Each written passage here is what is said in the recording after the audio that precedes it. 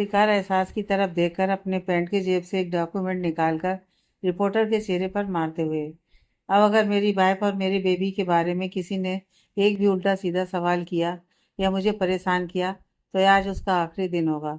Reporter document खोलकर देखता है तो यह अधिकार और एहसास का ओरिजिनल मैरिज सर्टिफिकेट था। वो देखते ही उसका मुंह बन गया। इधर अधिकार एहसास को अपनी गोद में उठा लेता है और एहसास की आंखों में ही देखते हुए, जो खुद उसे ही देख रही थी, कल हमारी रिसेप्शन पार्टी है, आप सब इनवाइट हैं इसमें, आपके बाकी के सवालों के जवाब वहीं मिलेंगे आपको। ये कहकर अधिकार एहसास को कार में बिठा देता है और तेजी से वहां से निकल पड़ता है। उनके पीछे पीछे अतुल जी, बसल, वर्षा, आस्था और विधि भी दूसरे कार में बैठकर चले जाते हैं। 1 महीने पहले फ्लैशबैक। क्या मैं अंदर आ सकता हूँ बेटा? अतुल जी अधिकार के स्टडी रूम के बाहर खड़े होकर अधिकार से अंदर आने की इजाज़त मांगते हैं। Of course dad. फाइलों में नजर गड़ाए हुए अधिकार बिना उनकी तरफ देखे कहता है। अतुल जी कमरे में आकर कुर्सी पर बैठकर बस एकटक अधिकार को देखते रहते हैं। अधिकार अभी भी बिना उनकी तरफ देखे, डैड अगर आप कुछ कहना चाहते हैं तो कह सकते हैं, अभी मेरे पास सिर्फ 20 मिनट हैं, मुझे उसके बाद ऑफिस जाना है। अतुल जी एकटक बस अधिकार को देखते हुए, बेटा मैं तुम्हारा बाप हूँ, मैं हमेशा तुम्हारा भला चाहता हूँ और चाहता रहूँगा। अगर कभी बिना तुमसे पूछे मैंने तुम्हारी ज़िंदगी को लेकर कोई फैसला किया तो क्या तुम मेरे उस फैसले की इज्जत रखोगे? क्या तुम मानोगे मेरी बात? अब अधिकार हैरानी से अतुल जी की तरफ देखने लगता है। अतुल जी फिर से अपना सवाल दोहराते हुए, अधी बेटा बोलो, मानोगे तुम मेरी बात? डैड पहले बताइए कि क्या प्रॉब्लम है, आप ऐसी बातें क्यों कर रहे हैं? कुछ हुआ है तो मुझसे साफ साफ कहिए। अधिकार अपनी बात खत्म करके आंखों में कई सवाल लिए उनकी तरफ देखने लगता है। अतुल जी उसके हाथ पर अपना हाथ रखकर, अदी मैंने तुम्हारी शादी करवा दी। यह सुनते ही जैसे अधिकार के पैरों तले से जमीन खिसक जाती है। ऐसा लगता है जैसे वो कोई ख्वाब देख रहा हो। वो झटके से खड़े होकर, dad are you kidding? Atul ji भी खड़े होकर, अदी प्लीज मेरी पूरी बात सुन लो फिर रिएक्ट करो। अधिकार को अब काफी गुस्सा आ चुका था। वो बहुत गुस्से से, डैड आप मेरे साथ ऐसा कैसे कर सकते हैं? ये मेरी लाइफ है, कोई मजाक नहीं। प्लीज आप साफ साफ बताइए कि बात क्या है और क्या किया है आपने। अतुल जी शांति से बैठते हुए, मैं मजाक नहीं कर रहा दी, मैंने बिना तुम्हें बताए तुम्हारी शादी कर दी है, एक ऐसी लड़की से जिसे ना तुम जानते हो ना वो तुम्हें जानती है। अदी पर मेरा यकीन करो, मेरा वो इस दुनिया की सबसे प्यारी, मासूम और साफ दिल की लड़की है। वो तुम्हें बहुत खुश रखेगी, बहुत प्यार देगी। अधिकार सामने रखी फाइल्स हाथ से फेंकते हुए, डैड मुझे नफरत है शादी से, प्यार से, परवाह से और खासकर लड़कियों से। तो फिर क्यों किया आपने ऐसा, वो भी बिना मुझसे कुछ पूछे? अधिकार का गुस्सा देखकर अतुल जी भी सहम जाते हैं। वो कुछ कहने वाले होते हैं कि तभी उनका हाथ उनके सीने पर चला जाता है। वो मजबूती से टेबल का कोना पकड़ लेते हैं। अधिकार की नज़र जैसे ही अतुल जी पर पड़ती है, वो भागकर उनके पास आता है और उन्हें सोफे पर ले जाकर बिठाते हुए उन्हें पानी पिलाने लगता है। अधिकार का गुस्सा अब गायब हो चुका था। उसकी जगह पर उसके चेहरे पर अब चिंता साफ झलक रही थी। अधिकार की आंखों में आंसू आ चुके थे। वो अतुल जी का हाथ पकड़कर, डैड आप ठीक तो हैं? डैड आप एक हार्ट पेशेंट हैं, आप जानते हैं मेरा आपके सिवा कोई नहीं, फिर भी आप अपना ख्याल नहीं रखते। अतुल जी बहुत धीमे स्वर में, जिसका बेटा अपने बीते कल की बुरी यादों के साथ आज भी जी रहा है, जो रात रात भर सो नहीं पाता, बेचैन रहता है, लोगों से खुद से दूर भागता है, जो अपनी माँ के जाने के बाद आज तक कभी खुलकर हंसा ही नहीं, उस बेटे का बाप कैसे अपना ख्याल रखे, कैसे खुश रहे बताओ ना। अधिकार उनकी आंखों में आ चुके आंसू पोंछते हुए, डैड प्लीज चुप हो जाइए, मैं ठीक हूँ, मुझे आपके अलावा कोई याद नहीं है, मैं नहीं मानता कि मेरी कोई माँ थी, मेरे सब कुछ आप हैं, मुझे किसी की जरूरत नहीं है।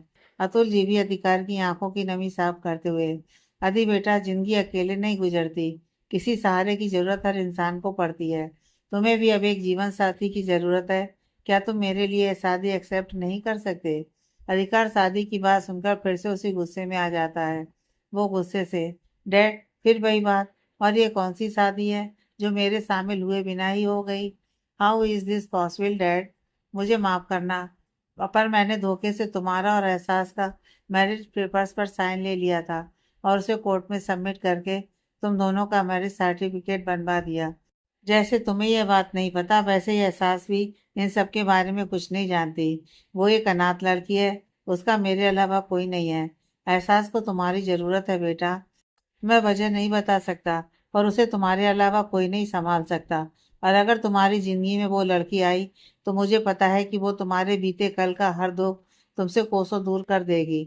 एक बार उसे मौका तो दे दो अपनी ज़िंदगी में आने का। अधिकार तो जैसे किसी सदमे में था। उसे समझ ही नहीं आ रहा था कि उसके पिता ही उसके साथ ऐसा कैसे कर सकते हैं। वो खामोश था, बस उन्हें देखे जा रहा था। किसी के लिए भी ये बहुत अजीब हो सकता है, जिसे आप जानते नहीं, जिसे आपने कभी देखा नहीं, और तो और आपको पता भी ना हो कि आपकी उससे शादी हो जाए।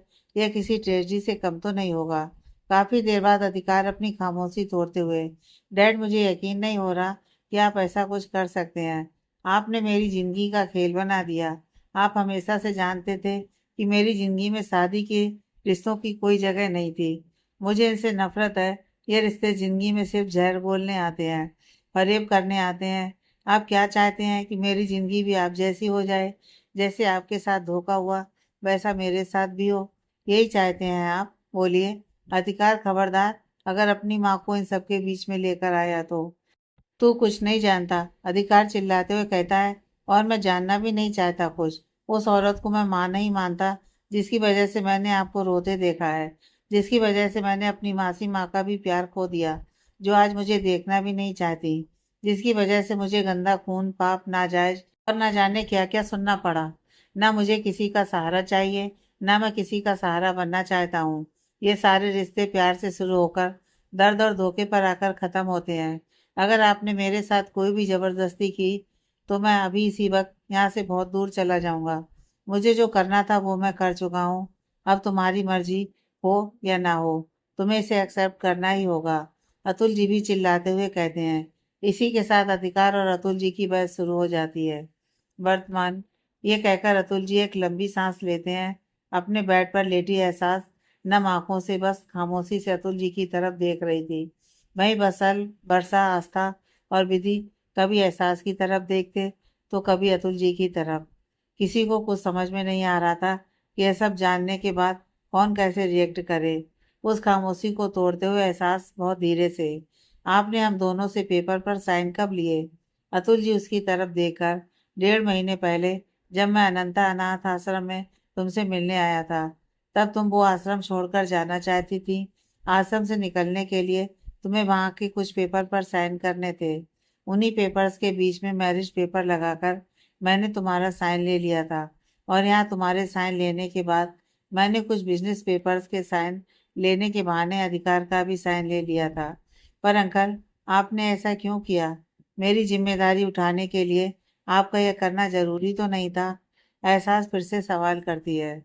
अतुल जी नम आंखों से एहसास का हाथ पकड़कर, तुम्हारे साथ जो भी हुआ उसमें कसूर मेरा भी तो था। तुम्हारे पापा अवधेश राठौर और तुम्हारी माँ सुवर्णा, हम सब बहुत अच्छे दोस्त थे। मेरी पत्नी अनंता के नाम पर बना वो अनाथ आश्रम मैंने अकेले ने नहीं, तुम्हारे मम्मी पापा की मदद से बनाया था। जब तुम 3 साल की थी, तब कार एक्सीडेंट में मैंने खो दिया उन्हें। मरते वक्त उन्होंने वादा लिया था कि मैं तुम्हारा ख्याल रखूं, तुम्हारी जिम्मेदारी उठाऊं। आखिर में आकर मैं उनसे किया वादा नहीं निभा पाया, तुम्हारा ध्यान नहीं रख पाया। मैं तुम्हारा गुनहगार हूँ बेटा, मुझे माफ कर दो। तुमने कहा था कि एक बार मुझे अपनी बेटी की जगह पर रख कर देखना। हो सकता है कि मैंने तुम लोगों की नज़र में कुछ बुरा किया है, पर मेरा यकीन करो, मैंने तुम्हें अपनी बेटी की जगह पर रख कर ये सब किया है। तुम मेरे लिए आस्था से कम नहीं हो। मैं तुम्हारे लिए अपने बेटे अधिकार के अलावा किसी पर भरोसा नहीं कर सकता। मुझे पता है सच्चाई जानने के बाद वो कभी तुम्हारा साथ नहीं छोड़ेगा। एक मौका दो इस धोखे की शादी को। मेरा दिल कहता है कि तुम दोनों सिर्फ और सिर्फ एक दूसरे के लिए बने हो। मुझ पर भरोसा करो मेरे बच्चे। यह कहकर वो हाथ जोड़ लेते हैं। उनकी आंखों में रुके आंसू बह निकलते हैं। वहीं एहसास भी उनका हाथ नीचे करके बिलखने लगती है। वर्षा और विधि, जो कि एहसास के अगल बगल बैठे थे, वो एहसास को शांत करने लगते हैं। हालांकि रो वो भी रहे थे। वहीं आस्था अतुल जी के कंधे को दबाते हुए उन्हें संभालती है, बसल अपनी चुप्पी तोड़ते हुए। अंकल, मैं नहीं जानता कि एहसास के बीते कल में क्या हुआ। आप क्या जानते हैं और आपने ऐसा क्यों किया? पर मैं यह ज़रूर कह सकता हूँ कि आपने जो भी किया है वो सोच समझ कर ही किया होगा। मुझे ये भी पता है कि आज नहीं तो कल अधिकार भी इस बात को समझ जाएगा। जैसे आज उसने पूरी दुनिया के सामने एहसास का हाथ थामा है, वैसे ही एक दिन वो एहसास को दिल से एक्सेप्ट भी करेगा। बस आप कुछ दिन तक सब्र रखिए। बसल एहसास की तरफ देखकर, एहसास तुम्हें भी अब इस शादी को एक मौका देना होगा। अपने लिए ना सही तो इस बच्चे के लिए ही। एहसास बस खामोशी से सबकी बातें सुन रही थी। कहने को बहुत कुछ था, पर जुबान जैसे साथ ही ना दे रही हो। सब बहुत देर तक वहां बैठे रहते हैं, फिर एहसास को आराम करने का कहकर सब वहां से चले जाते हैं। इधर शाम होने को आई, पर अधिकार अब तक घर नहीं लौटा था। इधर कमरे में एहसास बैठी थी। आस्था और अतुल जी भी उसके पास ही बैठे थे। क्या मैं अपनी बीवी से अकेले में बात कर सकता हूँ? ये कहते हुए ही अधिकार कमरे में आता है। तीनों अधिकार को ऐसे देखकर चौंक जाते हैं। अतुल जी अधिकार के पास आ जाते हैं। बेटा, सुबह से कहाँ थे तुम? प्लीज अपने गुस्से पर काबू रखना और पहले तुम मेरी बात सुन लो। डैड, मैंने कहा ना कि मैंने मेरी बीवी से बात करनी है। आप लोग जा सकते हैं। यह सुनते ही अतुल जी अपने शब्द अपने मुंह में ही रोक लेते हैं और अतुल जी आस्था दोनों कमरे से बाहर चले जाते हैं। उनके जाते ही अधिकार कमरे का दरवाजा बंद करने लगता है। इधर एहसास बस हैरानी और डर के मिले जुले भाव से अधिकार को देख रही थी। एहसास का अभी अभी ऑपरेशन हुआ था, उसे चलने फिरने से रोका गया था। फिर भी एहसास बहुत मुश्किल से खड़ी होकर अधिकार की तरफ देखने लगती है। एहसास उसे नम आंखों से देखते हुए, मिस्टर हक, आपने मेरे लिए और मेरे बच्चे के लिए जो किया है वो एहसान मैं कभी नहीं भूल पाऊंगी। अगर आप नहीं होते तो पता नहीं क्या होता। लोग मेरे बच्चे को पता नहीं कैसे कैसे नाम देने लगते। Thank you so much mister हक। आप shut up, just shut up. अगर एक भी वर्ड बोला तो मुझसे बुरा कोई नहीं होगा। अधिकार का गुस्सा देखकर एहसास डर कर 2 कदम पीछे हो जाती है। अधिकार उसके पास आकर, मैं सोच भी नहीं सकता कि इस मासूम चेहरे के पीछे इतनी चालाक लड़की छुपी हुई है। तुम्हारे जैसी घटिया लड़की मैंने आज तक नहीं देखी। तुमने मेरे डैड को बहला फुसलाकर मुझसे धोखे से शादी कर ली और इस मासूम बच्चे का सहारा लेकर अब मेरी जिंदगी में आ गई। मैं सोच भी नहीं सकता था कि तुम इतना नीचे गिर सकती हो। जो अभी इस दुनिया में आया ही नहीं, तुमने उसे भी अपने फायदे के लिए इस्तेमाल कर लिया। बस करिए मिस्टर हक, आप जानते भी हैं आप क्या कह रहे हैं। ना मुझे इस शादी के बारे में कुछ पता था और ना ही मैंने अपने बच्चे का इस्तेमाल किया है। एहसास भी चिल्लाकर कहती है। अधिकार उसके करीब आकर उसका कंधा जोर से पकड़ते हुए, लाइक सीरियसली, तुम्हें कुछ नहीं पता? बिना तुम्हारे मेरे डैड के दिमाग में ये सब डाले उन्होंने अपने बेटे से ही धोखे से साइन ले लिया। और तो और, आज जो रिपोर्टर हॉस्पिटल में आए थे उन्हें तुमने नहीं बुलाया था क्या? बोलो, जवाब दो। एहसास उसकी बात सुनकर हैरान हो जाती है। वो हैरानी से, क्या उन्हें मैंने बुलाया है? मिस्टर हक, मैं कैसे बुला सकती हूँ? मैं तो हॉस्पिटल में थी। मैं ये सब कैसे कर सकती हूँ? अधिकार उसके चेहरे के करीब जाकर, ओह, तुमने ये सब नहीं किया। तुम हॉस्पिटल में थी, पर जिंदा थी, मरी हुई नहीं थी, जो तुम कुछ कर ना सकती हो। मिस्टर हक, मेरा यकीन करिए, मैंने कुछ नहीं किया। मुझे कुछ भी नहीं पता। ये कहते हुए एहसास की आवाज़ में दर्द साफ झलक रहा था। अधिकार और एहसास इतने करीब थे कि दोनों की तेज चलती सांसें दोनों ही अपने चेहरे पर महसूस कर रहे थे। एहसास की लाल सूजी हुई आंसुओं से भरी आंखें अधिकार को बहुत तकलीफ पहुंचा रही थी। वो इस वक्त उन आंखों में खोसा चुका था। तभी खुद के दिल को पिघलता हुआ महसूस करते ही अधिकार एहसास का कंधा छोड़कर पलट जाता है और चिल्लाते हुए, तुम्हारा यह नाटक अब मेरे सामने नहीं चलेगा। अधिकार सिंघानिया की जिंदगी में तुम्हारी कोई जगह नहीं है और ना कभी होगी। एहसास भी चिल्लाते हुए, तो क्यों थामा पूरी दुनिया के सामने मेरा हाथ? क्यों आए मेरी जिंदगी में? जो बातें वो सब बोल रहे थे वो मेरे लिए थी ना, तो बोलने देते सबको, लगने देते मुझ पर वो इल्जाम। सबके सामने आकर मुझे एहसास अधिकार सिंघानिया क्यों बनाया? बोलिए ना। तुम्हारे बच्चे के लिए आया था मैं, तुम्हारे लिए नहीं। एहसास राठौर, उस बच्चे के लिए जिसकी तुम जैसी घटिया माँ है, जो एक ऐसे कोख में पल रहा है जो उसके लायक ही नहीं है। जिस औरत को खुद की मान मर्यादा का भी ध्यान नहीं रहा, वो एक माँ बनने के लायक ही नहीं है। चुप, चुप हो जाइए आप। आपको मेरे बीते कल के बारे में कुछ पता भी है? आप मुझे ये सब कैसे बोल सकते हैं? मैंने किसी और का पाप आपके सर नहीं मढ़ा है। एहसास की बात पूरी होने से पहले ही अधिकार उसे उंगली दिखाते हुए, अगर दोबारा इस बच्चे को पाप बोला तो जुबान खींच लूंगा तुम्हारी। पाप ये नहीं, घटिया तुम हो, और नहीं जानना मुझे तुम्हारे बीते कल के बारे में कुछ। जैसे तुम झूठी हो, वैसे ही तुम्हारी हर बात झूठी होगी। जिसने बिना सोचे समझे किसी को भी खुद को सौंप दिया हो, ऐसी लड़की किसी के भरोसे के काबिल नहीं। और रही बात इस बच्चे पर, तो ना मुझ पर और ना इस पर तुम्हारा कोई हक नहीं है। यह सुनकर एहसास चौंक जाती है। क्या कहा आपने? इस बच्चे पर मेरा कोई हक नहीं है? हाँ, सही सुना तुमने। इस बच्चे पर तुम्हारा कोई हक नहीं है। जिस दिन मुझे इस धोखे की शादी के बारे में पता चला था, उसी दिन मैंने हमारे डाइवोर्स पेपर रेडी करवा लिए थे। उस पर मैं साइन भी कर चुका हूँ। तुम इस घर में इस शर्त पर आई थी कि अगर तुम 6 महीने में मेरा दिल जीत ना सकी, तो तुम मुझे डाइवोर्स देकर मेरी जिंदगी से दूर चली जाओगी। यह डील मेरे और डैड के बीच हुई थी। खैर, अब तो उस डील का भी कोई फायदा नहीं, कि क्योंकि मेरा दिल जीतना तो दूर, तुम अब मेरे नज़रों में नफरत के भी लायक नहीं रही। सो इस डील का अब कोई मतलब नहीं है। पर हाँ, एक डील और भी हुई है, पर मेरे और तुम्हारे बीच।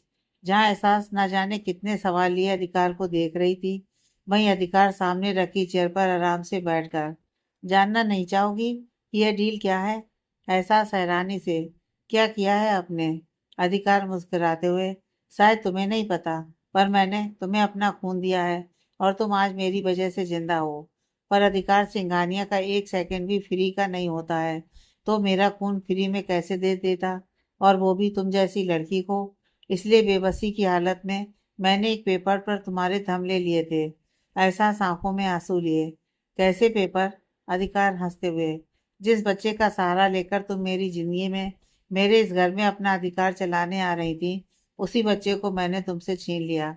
कॉन्ट्रैक्ट के मुताबिक मैंने तुम्हें मेरा ब्लड देकर तुम्हारी जान बचाई, और इसके बदले में तुम आज से 6 महीने बाद यह बच्चा इस दुनिया में लाने के बाद उसे मुझे सौंपकर डाइवोर्स पेपर पर साइन करके हमारी लाइफ से बहुत दूर चली जाओगी।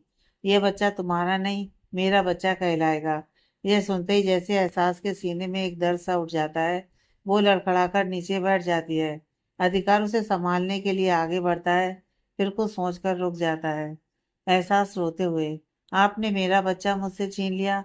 आपने इतना बड़ा धोखा किया मेरे साथ। मैं मेरा बच्चा किसी को नहीं दूंगी। किसी का हक नहीं है इस पर। अधिकार उसके पास आकर बैठते हुए, तो क्या तुम अकेले इस बच्चे को पाल लोगी? आज तो तुम किसी से भी लड़ लोगी, पर कल ये बच्चा होने के बाद तुम कर पाओगी सबका सामना? एक माँ के बिना बच्चे का जीना मुश्किल नहीं है, पर बाप के नाम के बिना इसका जीना बहुत मुश्किल होगा। तुम्हारी जिंदगी की गलतियां तुम्हारे बच्चे को सजा देंगी। जब तुम्हारा बच्चा अपना सरनेम पूछेगा, तो बता पाओगी? उसे देख पाओगी ये सब? है इतनी हिम्मत? बोलो। एहसास आंखें फाड़े बस उसे देख रही थी। उसके पास अधिकार के किसी सवाल का जवाब नहीं था। वो बस रोए जा रही थी। अब तुम चाहो या ना चाहो, यह बच्चा मैं लेकर रहूंगा। तुम्हारे किए की सजा यह बच्चा नहीं भुगतेगा। यह बच्चा एहसास राठौर नहीं, अधिकार सिंघानिया के नाम से जाना जाएगा। मैं इसे हासिल करके रहूंगा। यह कहकर अधिकार कमरे से बाहर जाने लगता है। मैं चली जाऊंगी आप दोनों की जिंदगी से दूर, बहुत दूर चली जाऊंगी मैं। कभी लौट कर नहीं आऊंगी। मैं इस बच्चे के लायक नहीं हूँ। मैं किसी के लायक नहीं हूँ। एहसास की ये बातें सुनते ही अधिकार की आंखों से एक आंसू लुढ़क कर गालों पर आ जाता है। अधिकार उसे साफ करते हुए कमरे से बाहर चला जाता है। वही एहसास उसके जाते ही और ज्यादा बिलखने लगती है। इधर स्नेहा, भैया, मेरा तो मन कर रहा है मैं उस लड़की को अभी जान से मार दूं। जब से हमारी जिंदगी में आई है, आग लगा दी है हमारे घर की सुख और शांति को। जिसे देखो बस उसके ही गुण गाता रहता है। मेरी तो कोई वैल्यू ही नहीं है। यह सब अतुल की वजह से हुआ है। उन्हें पहले उस नाजायज अधिकार के अलावा कोई नहीं दिखता था, और अब उस अनाथ लड़की एहसास के अलावा कुछ नहीं दिखता। उनकी जिंदगी में मैं और आस्था तो कहीं है ही नहीं। भैया, मैं वहाँ 1 मिनट नहीं रह सकती। मुझे वापस उस घर में नहीं जाना। मैं यहीं आपके पास इसी घर में रहूंगी। स्नेहा अपने भाई मुकुंद बिहारी के घर आई थी, और उससे अपनी परेशानी बता रही थी। स्नेहा के माता पिता कुछ साल पहले ही मर चुके थे। उनकी बहन अनंता के जाने के बाद ही उसने खुद के जीजा यानी अतुल से शादी की थी।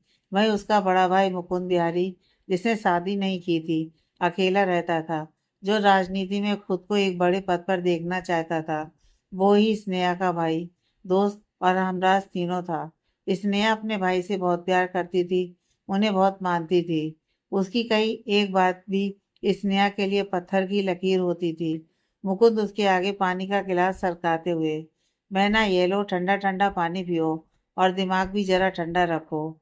स्नेहा पानी का गिलास साइड रखते हुए, ये जानने के बाद कि वो लड़की अधिकार की पत्नी है, उसकी कोख में अधिकार का बच्चा है, मतलब कि उस पूरे घर का वारिस, ये सब जानकर मैं अपना दिमाग ठंडा कैसे रखूं? ये सब सोचते सोचते मेरा सर फटा जा रहा है। नहीं रह पा रही हूं मैं शांत। ये कहकर वो अपना सर पकड़ लेती हैं। मुकुंद मुस्कुराते हुए सोफे पर सर टिकाकर, जिंदगी में मुश्किलों का आना बताता है कि आप सही रास्ते पर चल रहे हैं। यही तुम्हारे साथ हो रहा है मेरी बहना। तो जरा सब्र रखो और दिमाग से काम लो, सब अच्छा ही होगा।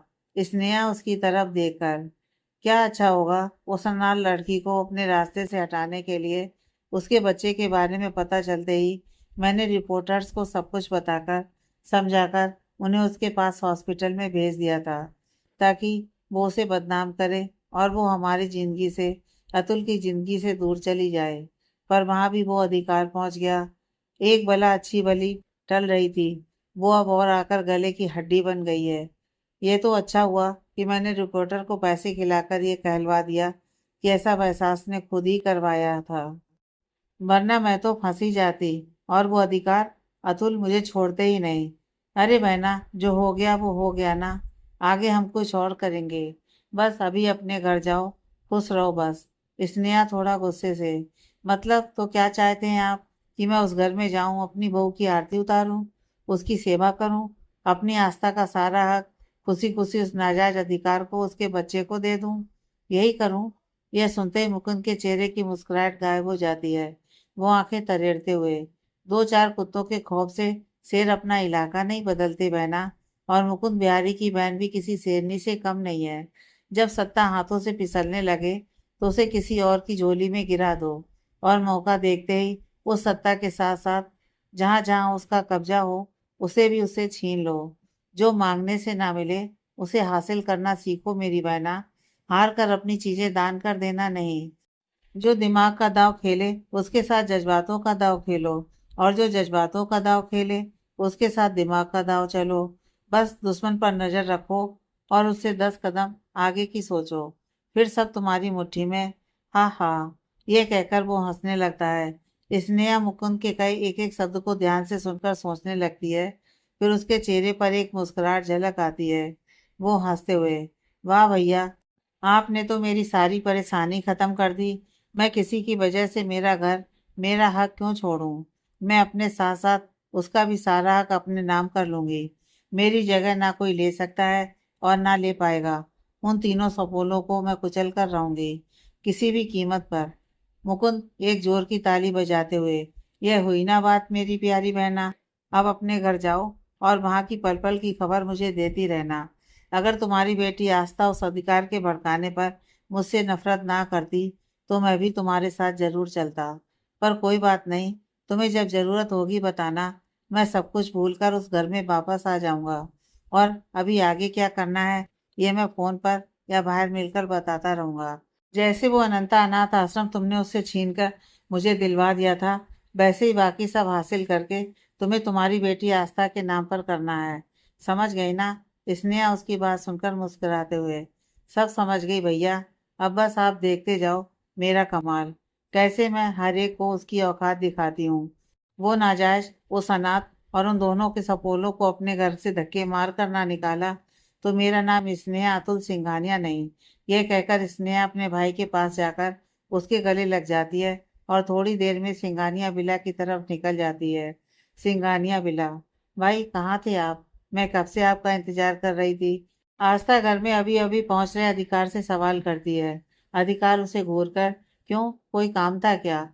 आस्था उसे पानी का गिलास देते हुए, नहीं भाई, वो बात यह है कि मैंने वो, अधिकार बीच में ही, क्या मैं वो, साफ साफ बताओ। आस्था हिचकते हुए, वो भाई डैड कहीं बाहर गए हैं।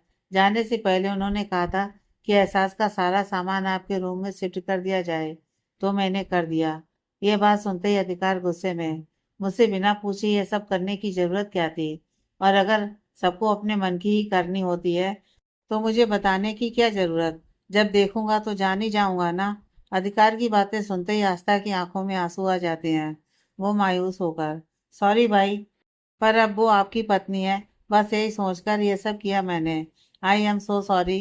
ये कहकर वो जाने लगी, पर पीछे से अधिकार उसका हाथ पकड़ लेता है। छोटी, तुम्हारा भाई बहुत परेशान है। अनजाने में अपना गुस्सा तुम पर निकाल दिया। मुझे ये नहीं करना चाहिए था।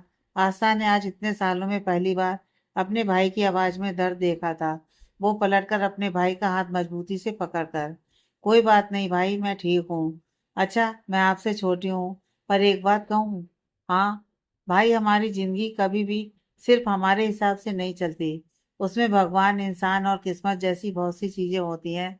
आपको इस रिश्ते को, खुद को और एहसास को थोड़ा टाइम देना होगा इस माहौल में एडजस्ट होने के लिए। वक्त के साथ साथ धीरे धीरे सब ठीक हो जाएगा। आप अपनी हिम्मत बस टूटने मत देना। आस्था ये कहकर अधिकार को प्यार से देखने लगी। अधिकार उसके बाल सहलाते हुए, मुझे नहीं पता था कि मेरी बहन इतनी बड़ी और इतनी समझदार है। तुम बस अपना ध्यान रखो, बाकी मैं संभाल लूंगा। यह कहकर अधिकार उसके माथे पर किस करके ऊपर अपने कमरे की तरफ चल दिया। आस्था भी अपने कमरे में चली गई। अधिकार ने जैसे ही दरवाजा खोला, उसने देखा कि एहसास उसके बेड के पास जमीन पर बैठी है। वो बेड पर सिर टिकाए सो रही थी। उसके चेहरे पर उसके बाल बिखरे हुए थे। अधिकार धीरे से दरवाजा लॉक करके उसके पास आकर बैठ गया। वो काफी देर कुछ सोचता रहा। फिर उसने आहिस्ता आहिस्ता उसके बिखरे बालों को उसके चेहरे से हटाते हुए उसके कान के पीछे किए। सास की बंद आंखें भी रोने से सूजी हुई पता चल रही थी। आंसू चेहरे पर सूख चुके थे। अधिकार अपना रुमाल निकालकर उसके आंसू साफ करने लगा। इसके बाद उसने धीरे से एहसास को अपनी गोद में उठाकर बेड पर लिटा दिया। उसे ब्लैंकेट उड़ाकर वो अपना नाइट सूट लेकर बाथरूम में चला गया। थोड़ी देर बाद फ्रेश होकर अधिकार अपने बेड के पास से एक पिलो उठाकर सोफे पर सोने चला गया। सोफे पर सोते हुए भी अधिकार बस नम आंखों से एहसास को ही देख रहा था। ऐसे ही आधी रात बीत गई। पता ही नहीं चला कि उसकी आंखों में नींद कब आई थी। अगली सुबह सब जिंदा भी हो कि मर गए हैं? अरे ओ अतुल, तू किधर है? कहाँ मर गए सबके सब? नालायक कहीं के। एक एक करके सबकी नींद खुलती है, या यूं कहें कि किसी के चिल्लाने से टूटती है। सब एक एक करके हॉल में इकट्ठा हो जाते हैं, सिवाय एहसास के। अतुल जी सामने खड़ी औरत को देखकर हैरान हो जाते हैं। जीन्स का पैंट, लूज टी शर्ट पहनी हुई एक उम्र दराज महिला सामने खड़ी सबको घूर रही थी। उन्होंने डार्क रेड लिपस्टिक लगा रखी थी, हाथ में एक पर्स टांग रखा था और बड़ा सा ब्लैक गॉगल सर पर चढ़ाया हुआ था। ऐसा लग रहा था कि वो अभी अभी गोवा के बीच पर खड़ी हैं। उनके स्टाइल से उनकी उम्र काफी मिसमैच थी। सब हैरानी से उन्हें बस देख रहे थे। तभी वो औरत अतुल को देखकर चिल्लाते हुए, अरे नालायक, खंबे जैसा बड़ा हो गया तो क्या मेरे पैर छूने में तू छोटा हो जाएगा? या इतना बूढ़ा हो गया है कि अपनी पल्लू बुआ को भूल ही गया? यह सुनते ही झट से अतुल जी उनके पैर छूकर, अरे प्रणाम बुआ जी, आपको कैसे भूल सकता हूँ? पल्लू बुआ अतुल को आशीर्वाद देकर उठाते हुए, रहने दे, बातें ना बना। बहुत पता है कि बुआ को कितना याद करता है। घर में इतना सब कुछ हो गया, किसी ने खबर तक नहीं दी मुझे। ऊपर से आज ही शादी का रिसेप्शन रख दिया और मुझे बुलाया भी नहीं। हाँ, ये कहकर वो गुस्से से मुंह फेर लेती हैं। अतुल जी उनके पास आकर, ऐसी बात नहीं है बुआ, मुझे लगा आप तीरथ से लौटी ही नहीं हैं अभी। वैसे भी पार्टी शाम को है। अब तो आप आ गई हैं और आपको ही तो करना है ना? तभी अधिकार और आस्था भी उनके पास आकर उनसे लिपट जाते हैं। आस्था उनके गाल पर किस करते हुए, बूढ़ी, आपको नहीं पता हम आपको यहाँ देखकर कितने खुश हैं। मैं आपको बहुत मिस करती थी। आप हमसे भी गुस्सा है क्या? अधिकार भी, बूढ़ी, सब इतना जल्दी हो गया कि मैं कुछ बता ही नहीं पाया। अब आप आ गई, आप खुद ब खुद जान जाएंगी। यह सुनते ही पल्लू हुआ भी अधिकार और आस्था को पुचकारते हुए, अरे मेरे कलेजे के टुकड़ों, तुम दोनों के अलावा इस पल्लू का है ही कौन? तुम सबसे कभी नाराज ना हो सकती मैं। आस्था और अधिकार मुस्कुरा देते हैं। तभी पल्लू बुआ की नजर स्नेहा पर पड़ती है। पल्लू बुआ चिल्लाते हुए, आंखों का काजल आंखों के अंदर लगाती है क्या बहू? जो दिन में भी अंधेर नगरी हो रखी है तेरे वास्ते। तुझे दिख नहीं रहा कि तेरी बुआ सास खड़ी है? झुककर पैर छूने में कमर तो न टूट जाएगी तेरी? न टूटे तो आ जा इधर, ले ले मेरा आशीर्वाद। यह हमारे खानदान में अब यह रस्म बची ही नहीं। यह कहकर वो स्नेहा को घूरने लगी। स्नेहा भी हड़बड़ाते हुए आकर उनके पैर छू लेती है। बुआ जी, बड़बड़ाते हुए, एक तो कहकर आशीर्वाद दो, ऊपर से आजकल के बच्चे घुटने को पैर समझकर छूकर निकल जाते हैं। जैसे 2 इंच ज्यादा झुके तो फिर कभी उठ नहीं पाएंगे। नालायक कहेंगे। आस्था तो उनकी बात सुनकर हंसने लगती है। बाकी कोई सुन नहीं पाया था कि उन्होंने क्या कहा है। अचानक बुआ अधिकार का कान पकड़ लेती हैं। नालायक कहीं का, सब खुद कर लिया, ना किसी से कुछ पूछा ना बताया। तेरी तो बाद में खबर लूंगी। मैं पहले देखती हूँ कि तू कैसी लड़की को पसंद करके लाया है इस घर में। अगर लड़की मुझे पसंद ना आई तो मैंने तुम सबका जीना हराम कर देना है। अधिकार और बाकी सब हैरानी और डर के मिले जुले भाव से उन्हें देखने लगते हैं। वही बुआ जी स्नेहा को देखकर चिल्लाते हुए, तू मुंह क्या देख रही है मेरा? चल खाना बनाकर खिला मुझे, बड़ी भूख लगी है। चल जल्दी से, अभी मुझे खाना खा पीकर उसने ही महारानी की भी खबर लेनी है। यह कहकर वो डाइनिंग टेबल पर बैठ जाती हैं। इधर स्नेहा हड़बड़ाते हुए किचन की तरफ भागती हैं। आस्था और अतुल बुआ के पास बैठ जाते हैं और अधिकार ऊपर रूम की तरफ चल पड़ता है। स्नेहा किचन में खाना बनाते वक्त बड़बड़ाते हुए, ये लो, बस इस हिटलर की कमी रह गई थी, वो भी पूरी हो गई। आई थी सबकी बैंड बजाने, सास के नखरे दिखाने। यहाँ मेरी फालतू की बुआ सास मेरे सर पर तांडव करने आ गई। ये सब मिलकर मुझे कच्चा चबा जाएंगे। खैर, अभी ये अच्छा है कि बुआ उस अनाथ लड़की की अच्छी खासी खातिरदारी करेंगी। मुझे पता है वो लड़की बुआ को कभी पसंद नहीं आएगी। अब आएगा मजा। स्नेहा बड़बड़ाते हुए खाना बनाती रहती हैं। इधर अधिकार भागकर कमरे में पहुंचता है। अधिकार झटके से कमरे का दरवाजा खोलकर कमरे में घुसता है। एहसास उसकी तेज आवाज से चौंक जाती है। क्या हुआ? अधिकार बिना कुछ जवाब दिए उसे गोद में उठाकर बाथरूम में ले जाता है। वहां उसे शावर के नीचे खड़ी कर देता है। तुम्हारे पास 20 मिनट हैं, जल्दी से फ्रेश हो जाओ। मैं तुम्हारा कपड़ा यहीं लेकर आता हूँ। एहसास हैरानी से, क्या यहाँ लेकर आएंगे? अधिकार अपनी बात पर गौर करके झेपते हुए, नहीं, मतलब कि दरवाजे के बाहर से दे दूंगा। अभी मेरे पास टाइम नहीं है कुछ बताने का। जल्दी से तैयार हो जाओ। यह कहकर अधिकार सावर ऑन करके जाने लगता है कि तभी एहसास का पैर स्लिप होता है और वो गिरने वाली होती है कि बिजली की फुर्ती से अधिकार उसे अपनी बाहों में थाम लेता है। सावर से गिरता पानी अधिकार के चेहरे से होता हुआ एहसास को भिगो रहा था। दोनों ही एक दूसरे की चुअन से अंदर तक सिहर गए थे। एहसास का दिल तो जैसे अभी बाहर आ जाएगा। वो अपने छोटे छोटे हाथों से अधिकार का कॉलर पकड़ लेती है। एहसास का भीगता चेहरा अधिकार को उसके करीब खींच रहा था। वहीं एहसास के गुलाब से गुलाबी होंठ पानी की बूंदों से और ज्यादा सुंदर लग रहे थे। काफी देर दोनों ऐसे ही भीगते रहे। तभी बाहर से आस्था चिल्लाते हुए, भाभी, आप अतर है। अधिकार और एहसास एक दूसरे में खोए ही एक साथ, हाँ, आस्था दोनों की आवाज बाथरूम के अंदर से सुनकर हैरान हो जाती है। फिर कुछ ही पल बाद वो मुस्कुराने लगती है। वहीं अधिकार और एहसास अलग होकर चौंक कर एक दूसरे को देखने लगते हैं। आस्था हंसते हुए, भाभी, आप दोनों का रोमांटिक बात सीन हो जाए तो ड्रेसिंग पर कुछ चीजें हैं, उसे भी पहन लीजिएगा। यह कहकर वो चली जाती है। इधर एहसास और अधिकार तो एक दूसरे से नजर भी नहीं मिला पाते हैं। अधिकार बिना कुछ बोले बाहर चला जाता है। वहीं एहसास झेपते हुए फ्रेश होने लगती है और थोड़ी देर बाद अधिकार बाथरूम का दरवाजा खटखटाकर, मिस हास, ये लीजिए और पहनकर तैयार हो जाइए। बाकी सारा सामान ड्रेसिंग टेबल पर है। एहसास अधिकार की आवाज़ सुनकर दरवाजे को हल्का सा खोलती है, जिससे एहसास का सिर्फ चेहरा अधिकार को दिख रहा था। एहसास का चेहरा पानी की बूंदों से काफी आकर्षक लग रहा था। उस पर उसके गीले बिखरे बाल उसे और खूबसूरत बना रहे थे। अधिकार बस बिना पलके झपकाए उसे निहार रहा था। वहीं एहसास अपनी आंखें टिमटिमाते हुए हाथ फैलाए बस उसे देख रही थी। मेरे कपड़े? एहसास धीरे से बोलती है। क्या? अधिकार के मुंह से अनजाने में निकलता है।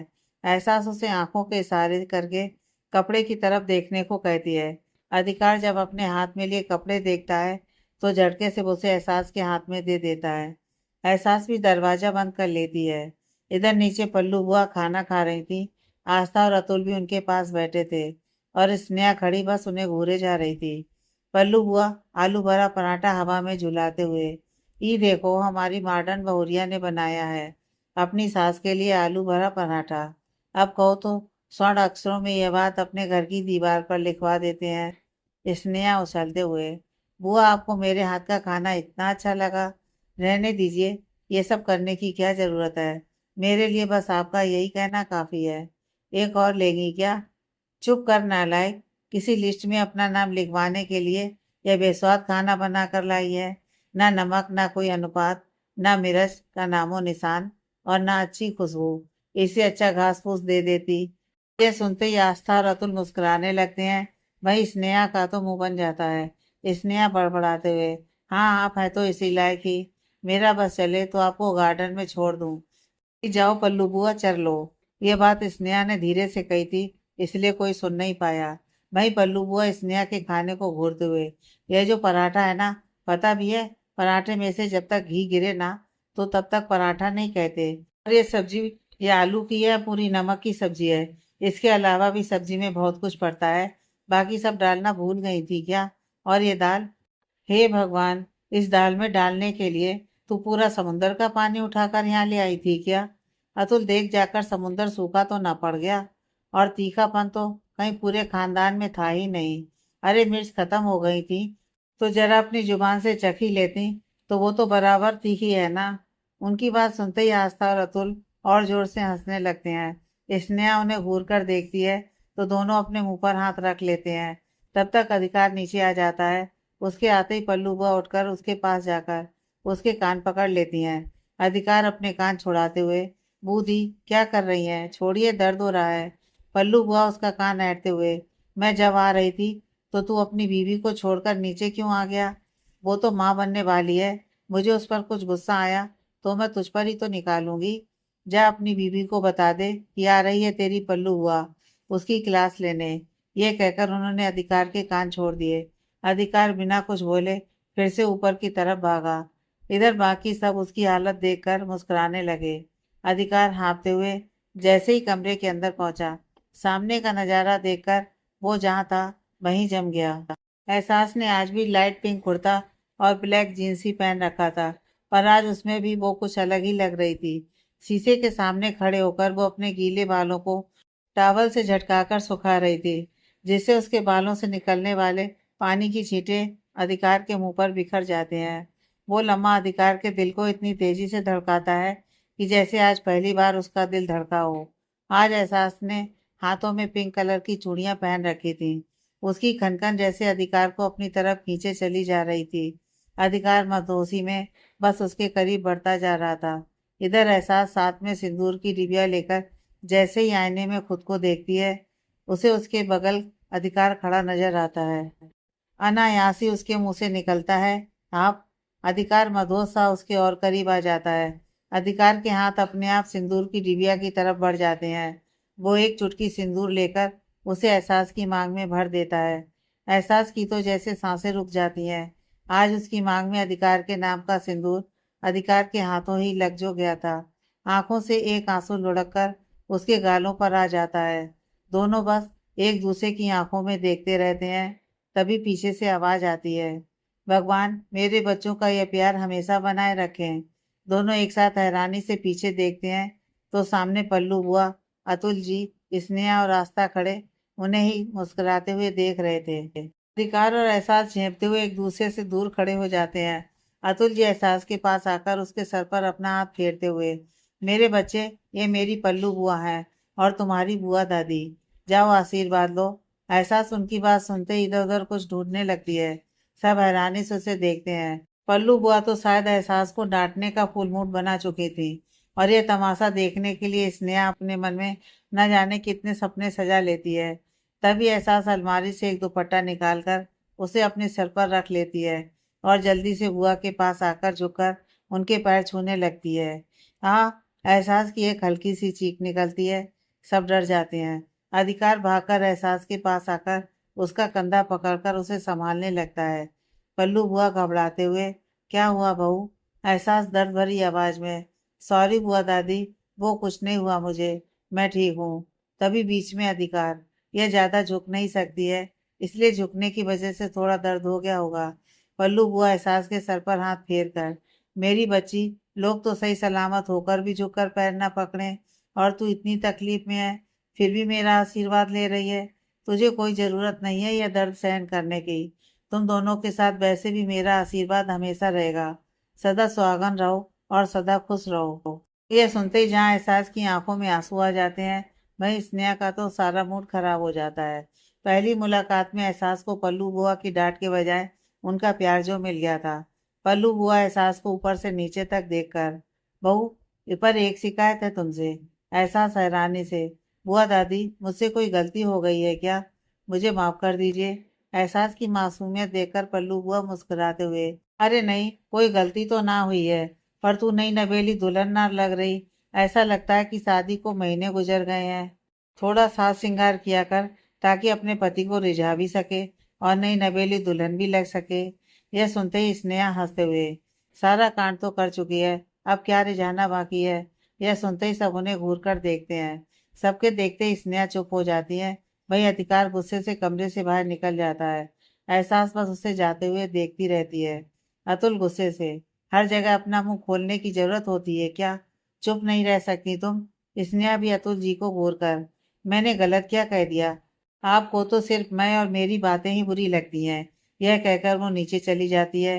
अतुल जी भी उनके पीछे चले जाते हैं। एहसास बहुत उदास हो जाती है। आस्था उसका हाथ पकड़कर, भाभी, मम्मा की तरफ से मैं सॉरी बोलती हूँ। उनकी बात को दिल से मत लगाइए, वो तो बस ऐसे ही कहती रहती हैं। सॉरी भाभी।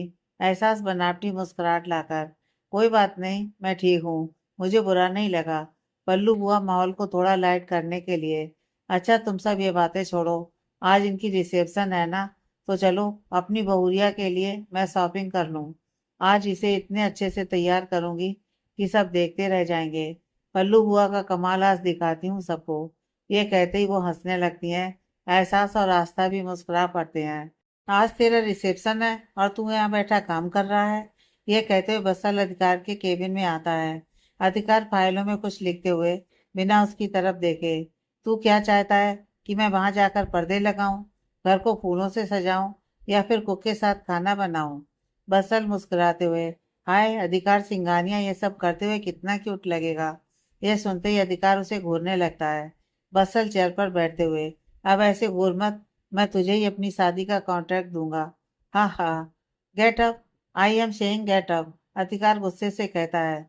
बसल हड़बड़ाते हुए उठकर, अरे अधिक, मेरा मतलब बॉस, मैं तो बस मजाक कर रहा था।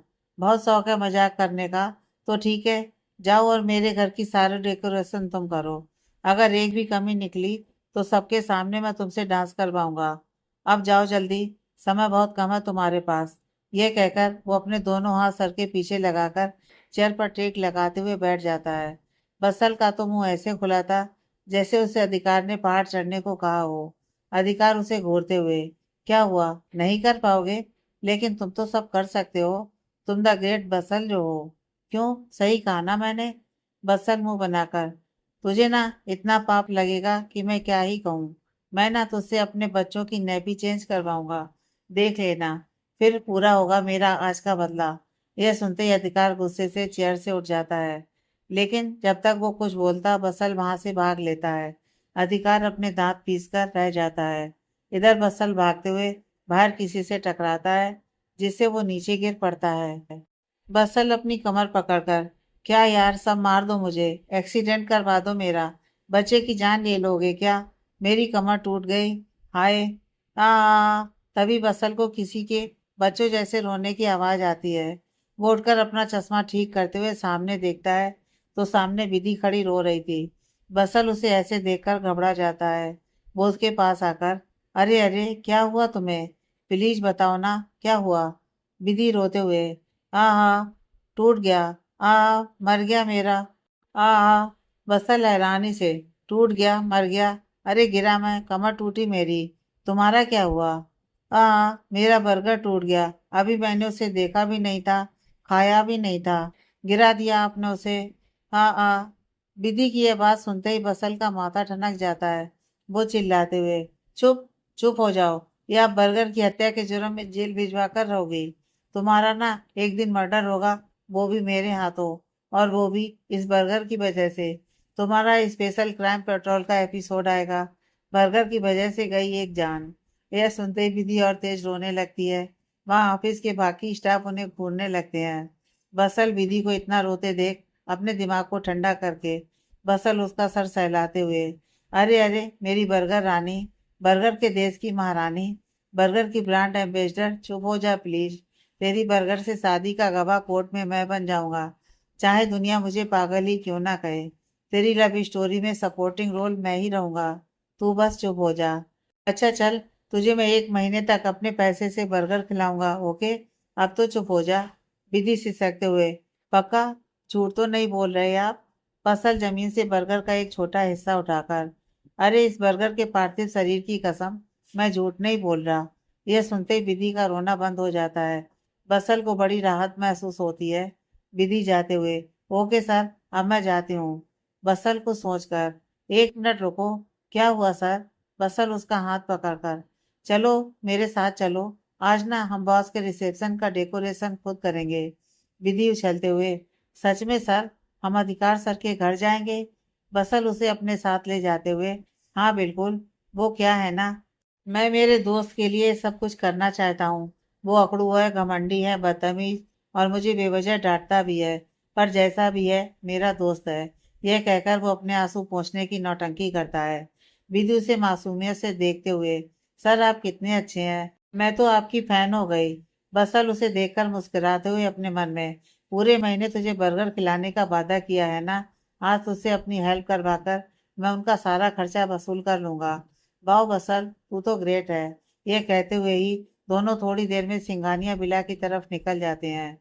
सिंघानिया विला। आज सिंघानिया विला को किसी दुल्हन की तरह सजाया गया था। घर के बाहर फेरी लाइट्स लगाई गई थी। उसकी रोशनी दूर तक लोगों को अपनी तरफ आकर्षित कर रही थी।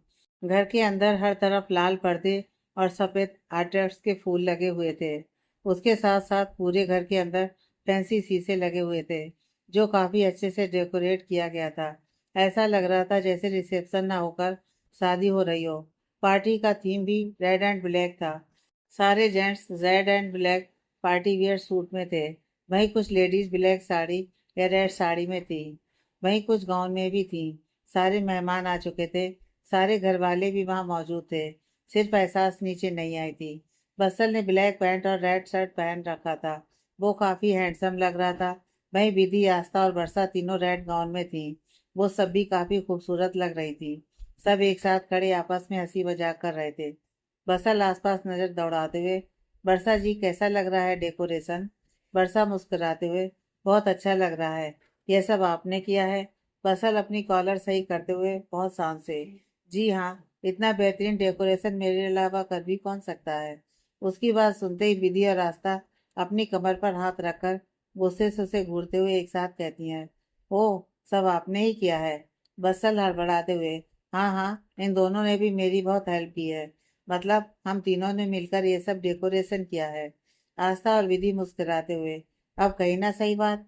वर्षा उनकी बातें सुनकर मुस्कुरा पड़ती है। बसल तो जैसे उसकी हंसी में खोसा जाता है।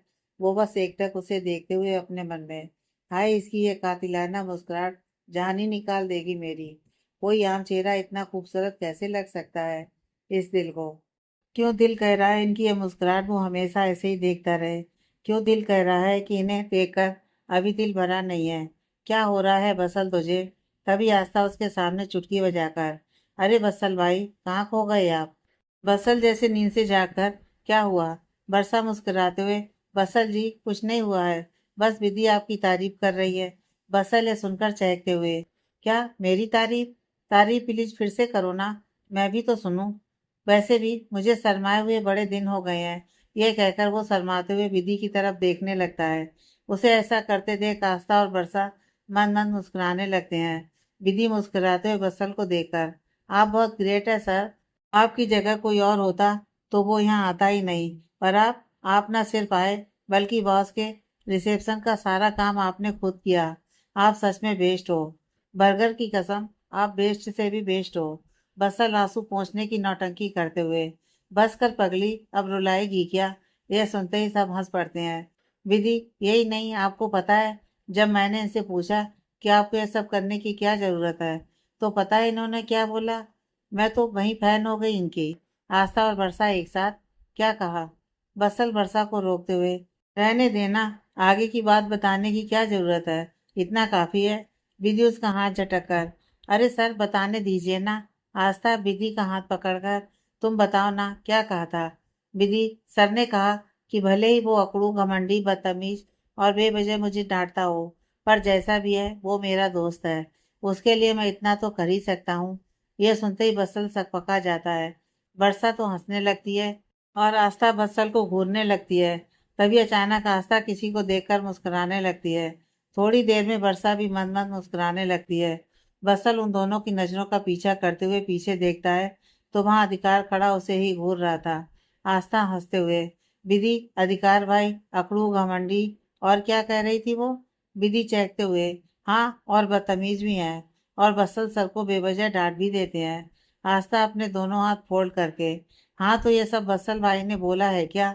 विधि जोर से अपना सर हाँ में हिलाती है। भाई यह सब सुनकर अधिकार का पारा तो हाई हो चुका था।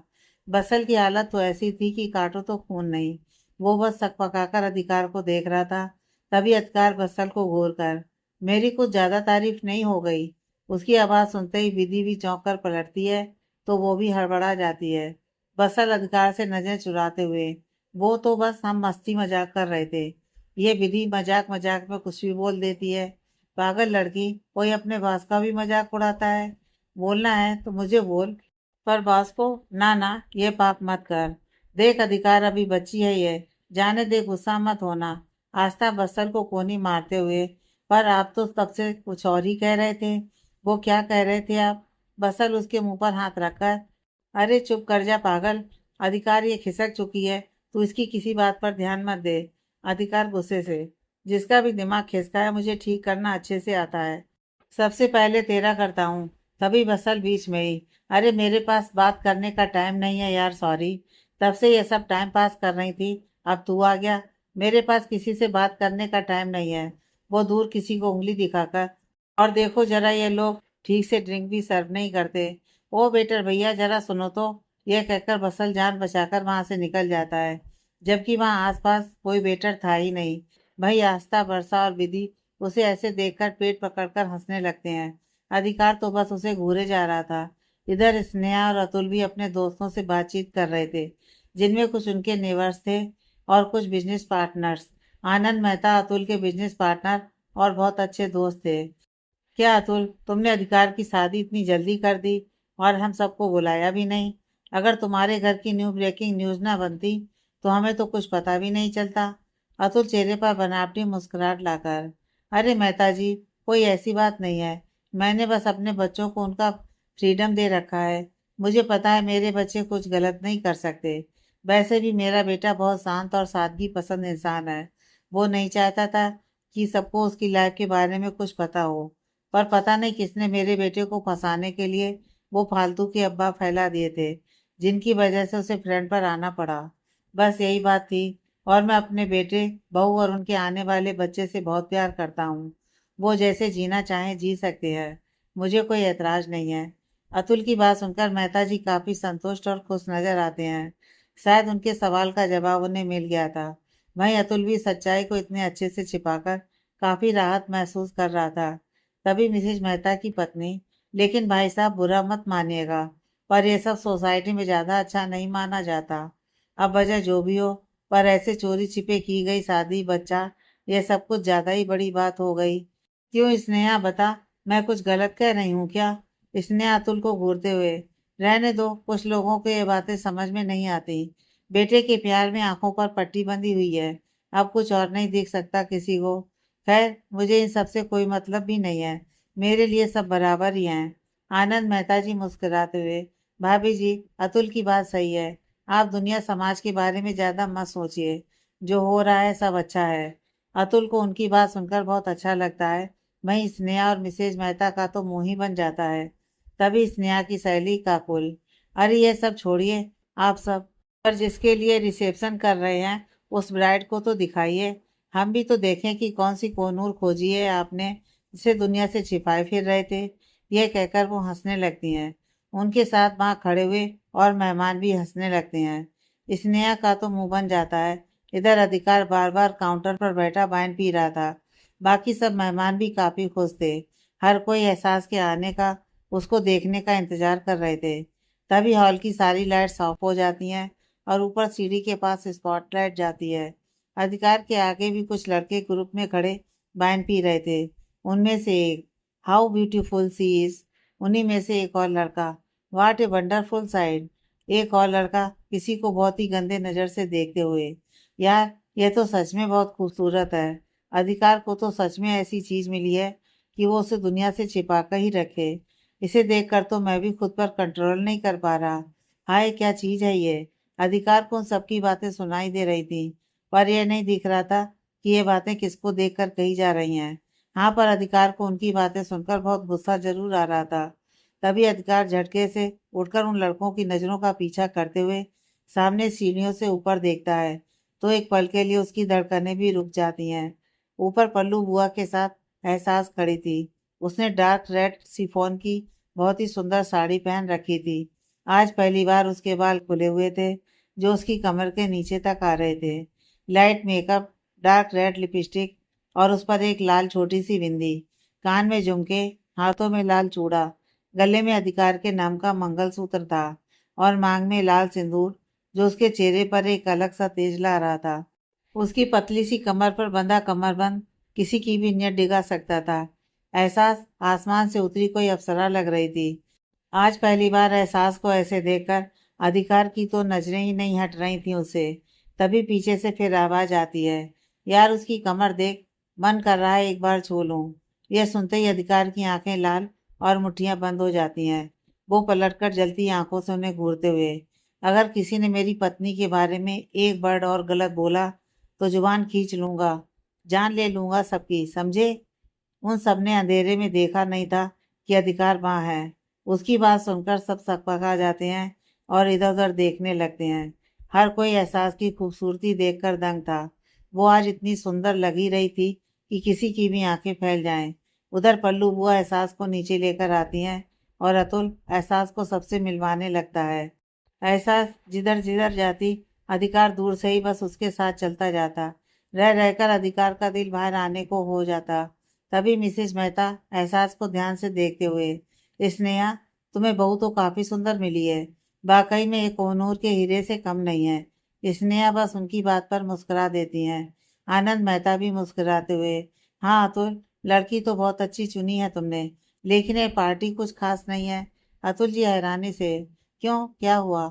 आनंद मेहता, यार पार्टी मतलब डांस गाना बजाना होता है, पर यहाँ तो सब सूखा सूखा लग रहा है। यह सुनते ही स्नेहा एहसास को नीचा दिखाने के लिए, सही कहा आपने, यह भी कोई पार्टी है। बिना डांस बिना सॉन्ग के कौन सी पार्टी। तो चलो अब स्टार्ट करती हूँ मैं असली पार्टी। ये कहकर वो माइक लेकर सेंटर में आकर, ladies and gentleman please pay attention to this. उनकी यह बात सुनते ही सब उन्हें ध्यान से देखने लगते हैं, स्नेहा एहसास की तरफ देखकर। मेरी बहू एहसास अधिकार सिंघानिया आज आप सबके सामने एक प्यारा सा गाना गाएंगी, तो अब माइक मैं अपनी बहू को देती हूँ। यह सुनते ही सब एक साथ ताली बजाने लगते हैं। अतुल जी, पल्लू बुआ, अधिकार और आस्था स्नेहा का इरादा समझकर बहुत गुस्से में आ जाते हैं, पर कोई अपने चेहरे से कुछ जाहिर नहीं होने देता। आगे की कहानी नेक्स्ट पार्ट में।